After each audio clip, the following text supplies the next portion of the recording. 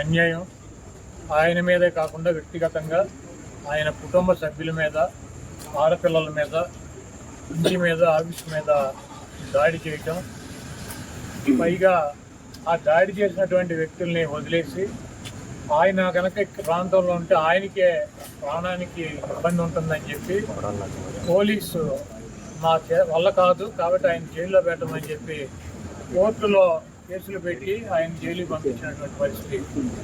ఈరోజు ఈ రాష్ట్రంలో వైఎస్ రాజశేఖర రెడ్డి గారితో పాటు ఆయన శిష్యుడిగా, లేకపోతే ఆయన అంటే ఇష్టం ఉన్నటువంటి వ్యక్తిగా, ఆయనతో పాటు ఆయన కష్టాల్లోనూ, ఆయన సుఖాల్లోనూ, ఆయన అధికారంలో లేనప్పుడు కూడా పదవి ఉన్నా లేకపోయినా కాంగ్రెస్ పార్టీలో ఆయనతో పాటు నడిచినటువంటి వ్యక్తి అంబటి రాంబాబు గారు. ఆయన మరణం తర్వాత ఆ కాంగ్రెస్ పార్టీని వదిలేసి జగన్మోహన్ రెడ్డి గారు బయటకు వస్తే, జగన్మోహన్ రెడ్డి గారు అడుగు బయటకు వేస్తే ఆయన అడుగుతో పాటు ఇంకో అడుగు పడిందంటే అది అంబటి రాంబాబు గారు. ఎన్ని కష్టాలు వచ్చినా, ఎన్ని ఇబ్బందులు వచ్చినా జగన్మోహన్ రెడ్డి గారికి అండగా ఉంటూ ఆయన తరఫున ఆయన చెప్పాల్సినటువంటి వాయిస్ని ఆయన ద్వారా ఆయన తీసుకున్నటువంటి ప్రతి నిర్ణయాన్ని ప్రజలకి చెప్పేటువంటి వ్యక్తుల్లో అంబటి రాంబాబు గారు, ఆ వైఎస్ఆర్ కాంగ్రెస్ పార్టీ స్థాపించినటువంటి వ్యక్తుల్లో 10 మందిలో అంబటి రాంబాబు గారు ఒకడు. ఆయన ఎప్పుడు కూడా ఒక వ్యక్తిని దూషించటమో, లేకపోతే ఒక వ్యక్తిని కించపరిచి మాట్లాడటమో, లేకపోతే ఒక వ్యక్తిని బూతులు తిట్టినటువంటి సంఘటనలు మనం చూడాలి. చాలా మర్యాదగా, చాలా పద్ధతిగా వారు వీరు అంటారు, గౌరవించేటువంటి భాషలోనే ఆయన మాట్లాడతారు. ఆయనకి ట్రాప్లోకి లాగాలని చెప్పి ఒక నీచమైనటువంటి బ్యానర్ జగన్మోహన్ రెడ్డి గారి మీద కట్టి తిరుమల లడ్డూ గురించి ఆయన గుడికి వెళ్ళి ఆ బ్యానర్ తీయమని చెప్పి ఆ బ్యానర్ దగ్గర ఆగి ఆ ముందు రోజు మాట్లాడితే, ఆయన వచ్చే దారిలో కర్రలు పట్టుకుని కొంతమంది చిల్లరి మూకని పెట్టుకుని అంబటి రాంబాబు గారిని అమ్మనా బూతులు తిట్టిస్తే ఆయన ఆవేశంతో వీళ్ళందరూ ఎందుకు ఆయనే రమ్మని చెప్పి చంద్రబాబు నాయుడు గురించి మాట్లాడిన మాట వాస్తవం. అయితే ఇంటికి వచ్చి రియలైజ్ అయ్యి ఆయన ఏం చెప్పాడు, నేను ఆవేశంలో తప్పుగా మాట్లాడి ఉండాల్సింది కాదు, కాకపోతే ఆవేశంలో మాట్లాడాను కాబట్టి ఆ మాటలు వెనక్కి తీసుకుంటున్నానని చెప్పి అపాలజీ చెప్పాడు. అయినా కూడా ఏదో అంబటి రాంబాబు గారి ఇంటి మీద దాడి చేస్తే ఈ రాష్ట్రంలో ఉన్నటువంటి వైఎస్ఆర్ కాంగ్రెస్ పార్టీ మొత్తం తీసేస్తారనుకున్నారు. జగన్మోహన్ రెడ్డి గారు ఎట్టి పరిస్థితిలో తీడు, ఏ కార్యకర్త కూడా వెనక్కి తగ్గేటువంటి పరిస్థితి లేదు. దాడి చేయటం కాకుండా ఇంట్లో ఆడవాళ్ళని బూతులు తిట్టడం, ఆడవాళ్ళు ఉన్నటువంటి ఇంటి మీద దాడి చేసి కార్లు పగలు కొడతాం, ఇల్లు పగలు కొడతాం, ఆఫీస్ పగలు కొడతాం, ఈ చేతగాని పోలీసులు దగ్గరుండి కాపలాగా ఉండి ఇవన్నీ కూడా చేయించినటువంటి కార్యక్రమాలు. ఆయన అరెస్ట్ చేసి జైల్లో పెట్టారు. ఇప్పుడు ఏమైంది, 18 రోజుల్లో ఆయన బయటకు వచ్చాడు.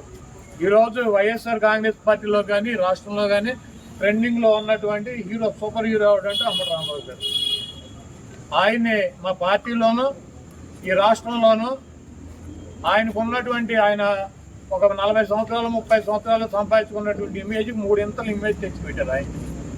కాబట్టి మీరు ఇంత దుర్మార్గంగా వ్యవహరిస్తున్నా కూడా, మీరు అప్రజాస్వామ్య పద్ధతిలో వైఎస్ఆర్ కాంగ్రెస్ పార్టీని అణచివేయాలని చెప్పి ప్రయత్నిస్తున్నా కూడా, మీరు జైల్లో పెట్టినటువంటి ఏ వ్యక్తి కూడా రాజకీయాలు వదిలేసి పారిపోలేదు. ఇది గుర్తుపెట్టుకోండి. ఏ వ్యక్తి కూడా తగ్గేటువంటి పరిస్థితి లేదని చెప్పి ఇంకా బలంగా జగన్మోహన్ రెడ్డి గారికి మద్దతుగా మిమ్మల్ని ఎండగట్టేటువంటి కార్యక్రమాలు తీసుకుంటున్నారు. మీ ఎర్ర బుక్కులకి, మీ పసుపు బుక్కులకి ఇక్కడ భయపడేవాడు ఎవడో లేడన్నది గుర్తుపెట్టుకోవాలి. నిన్న లోకేష్ చెబుతున్నాడు, జగన్మోహన్ రెడ్డి గారి పేరు రాశారా అని అడిగితే, జగన్మోహన్ రెడ్డి గారి పేరు ఉందో లేదో మీ త్వరలో తెలుస్తుంది. మీ మామయ్య బాలకృష్ణ గారి డైలాగ్ ఒకటి ఉంటుంది, నాకు నువ్వు ఎదురు వచ్చినా నీకే ప్రమాదం, నేను ఎదురు వచ్చినా నీకే ప్రమాదం. అలాగే ఆ బుక్లో నువ్వు లోకేష్, నువ్వు జగన్మోహన్ రెడ్డి పేరు రాసినా నీకే ప్రమాదం, లేకపోతే జగన్మోహన్ రెడ్డి గారు ఏదైనా బుక్లో నీ పేరు రాసినా నీకే ప్రమాదం. కాబట్టి జగన్మోహన్ రెడ్డి గారిని తక్కువ చేసో, జగన్మోహన్ రెడ్డి గారిని భయపెట్టో, జగన్మోహన్ రెడ్డి గారిని నైతికంగానో లేకపోతే అబద్ధాలు చెప్పో దెబ్బతీయాలన్నటువంటి మీ కుట్రలు శాశ్వతంగా ఫలించో, ఏదైనా ఒక ఎన్నికల్లో ఫలిస్తాయి. అదేవిధంగా అంబటి రాంబాబు గారు లాంటి స్వచ్ఛమైనటువంటి నిఖార్స్ అయినటువంటి వైఎస్ఆర్ కాంగ్రెస్ పార్టీకి, జగన్మోహన్ రెడ్డి గారి కుటుంబానికి అండగా ఉన్నటువంటి వ్యక్తుల్ని మీరు ఇబ్బంది పెట్టడం వలన భవిష్యత్తులో దెబ్బకు దెబ్బ మీరు కూడా ఇటువంటి ఇబ్బందులను ఫేస్ చేయాల్సినటువంటి పరిస్థితి తప్పకుండా ఉంటుంది. వాటన్నిటినీ తట్టుకొని నిలబడగలమన్నటువంటి శక్తి సామర్థ్యాలు కనుక మీకు ఉన్నాయంటే ఎస్ రండి, దమ్ముగా వచ్చి మమ్మల్ని ఏం చేయాలనుకుంటున్నారో రాంబాబు గారినో నన్ను లేకపోతే మాట్లాడే వాళ్ళని ఏం చేయాలనుకున్నారో చెయ్యండి. అయితే పక్కాగా ఒకటైతే చెబుతున్నాను, జగన్మోహన్ రెడ్డి గారు ఇక్కడ ఉన్నది మీ పిరికి చేష్టలకి మీ పుడత ఊపులకి బెదిరేటువంటి ప్రసక్తి ఉండదు. 2029లో జగన్మోహన్ రెడ్డి గారు మళ్ళీ ముఖ్యమంత్రి అవుతాడు. మేమందరం జగన్మోహన్ రెడ్డి గారికి అండగా ఉంటాం. మీరు ఎన్ని ఇబ్బందులు పెట్టినా, మీరు ఆఖరికి జైల్లో పెట్టినా, మమ్మల్ని ఏం చేసినా కూడా మేమైతే వెనక్కి తగ్గేటువంటి పరిస్థితి లేదు. జగన్మోహన్ రెడ్డి గారు ఇచ్చినటువంటి ప్రతి పిలుపుకి స్పందిస్తాం. ఆయన చెప్పినటువంటి ప్రతి కార్యక్రమానికి మేము ముందుంటాం. ఇటువంటి పిచ్చి చేష్టలు మానేసి కల్తీ పాలు తాగి రాజమండ్రిలో చనిపోయారు ఎంతమంది? 7. టపాకాయలు తయారు చేస్తా కాకినాడ వేటపాలెంలో 21 మంది చనిపోయారు. శ్రీకాకుళంలో మంచినీళ్లు తాగి కల్తీ అక్కడ చనిపోయారు. మీకు సిగ్గు శరం ఉంటే ఇది చూసుకోండి. ఇటువంటి కార్యక్రమాలు జరగకుండా ప్రజలు ఇబ్బంది పడుతున్నటువంటి ఇబ్బందులు చూడకుండా ఇవన్నీ అంబటి రాంబాబు గారిని 18 రోజులు, వాళ్ళని వంశీని 145 రోజులు, చెవిరెడ్డి భాస్కర్ రెడ్డిని 208 రోజులు, లేకపోతే జోగి రమేష్ని 81 రోజులు, లేకపోతే రేపు నన్ను 100 రోజులు పెట్టినాం. వైఎస్ఆర్ కాంగ్రెస్ పార్టీకి ఏమీ కాదు. మేము కూడా వెనక్కి తగ్గేటువంటి పరిస్థితి ఉండదు. మిమ్మల్ని ప్రజల్లో ఎండగట్టడం ఖాయం.